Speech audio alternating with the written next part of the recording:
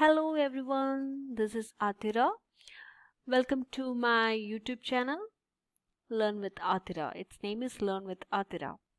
Okay, so I was thinking about starting a session on SQL. I'm planning to start a playlist on SQL, so I will be uploading some videos about the same topic. Okay, so let's get started. The first part, SQL. What is database concepts, database management system, data models, RDBMS, and SQL? Okay, let's get started. First of all, what is a database?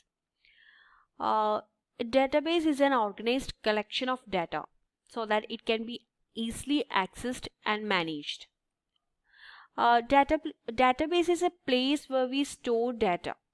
For example, while creating a Google account, not only Google account, while creating something like if you are taking an account online, you might have seen that your data is going somewhere. For example, take Google. You are creating a Google account. So if you enter the first name, then the last name, then the preferred mail ID, password, everything, it's going and stored somewhere. Okay, that somewhere or that particular place where these all things are going and being stored is known as a database. Okay, database is a place where we can store data and we can read and retrieve data from database as well. It is not only for storing, we can also retrieve data, read data or change data in the database. Okay, so database makes the data management easy. It's usually denoted as a a cylindrical image. This is the image which we use to denote a database. And what is a database management system? You might have come across this term also, right? Database management system. What is it? A database management system is a collection of programs that enables its users to access databases, manipulate data, report and represent data. For example, MySQL, Oracle, MongoDB, SQLite, Cassandra, etc. Actually, database management system is a software. So I told you data is stored somewhere. That is known as database. So in order to access data, we need the help of some software. So that is known as a database management system. It is a software which allows you to work with a database. Okay. For example, it is mentioned like MySQL, Oracle, MongoDB, all those are database management systems. It allows user to create a data frame of your choice. By using some kind of programming language, you can manage the database with the help of this database management system. Okay, so database management system is the software through which we are managing the database. Okay. Then comes the data models.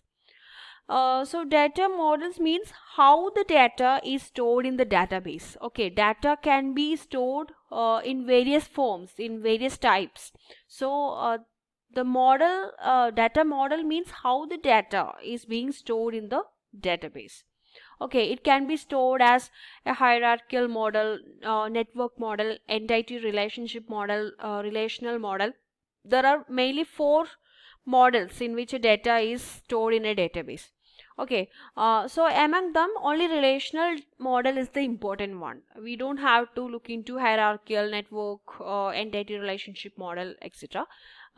We have to see only this relational model. So let's see what a relational model is.